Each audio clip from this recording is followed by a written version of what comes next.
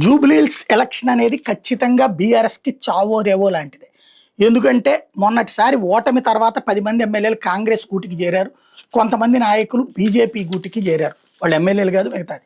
అయితే party split అయిపోయే టైంలో కేటీఆర్, హరీష్ రావు వీళ్ళందరూ కష్టపడి కేసీఆర్తో మాట్లాడి ఎట్టకేలకు మిగతా వాళ్ళని ఆపారు. ఈవెన్ వెళ్ళినటువంటి వాళ్ళని కూడా వెనక్కి తీసుకొచ్చేందుకు లేదా వాళ్ళని చూసి మిగతా వాళ్ళు పోకుండా కోర్టుల ద్వారా అడ్డుకునే ప్రయత్నం చేశారు.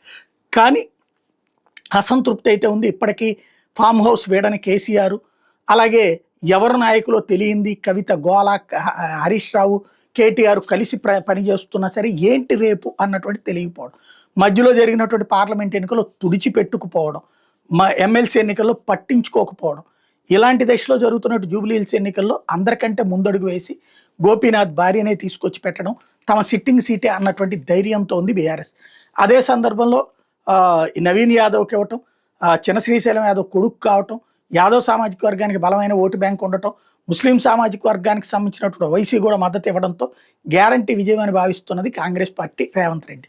ఇప్పుడు కొత్త కాన్సెప్ట్ ఏంటి అంటే తాజాగా వెలుగులోకి వచ్చినటువంటి అంశం వల్ల బీజేపీ పరిస్థితి. బీజేపీ ఇంకా అభ్యర్థిని ప్రకటించుకోలేదు. అధిష్టానం దగ్గరికి లిస్టు పంపించుకుంది, అక్కడ ఆగి ఉంది.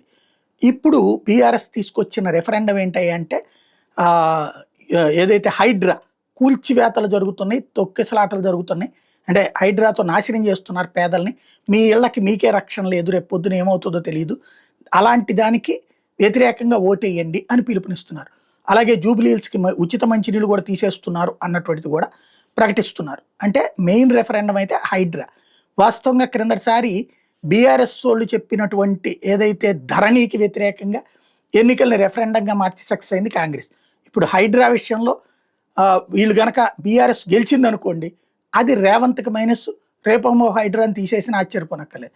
అదే గనక జూబ్లీహిల్స్లో గనక కాంగ్రెస్ గెలిచిందంటే హైడ్రా అనేటటువంటిది ఇక ప్రజలందరి ఆమోదం పొందినటువంటిది అవుతుంది. ఎందుకంటే వీళ్ళే దాన్ని రెఫరెండంగా తెచ్చారు కాబట్టి.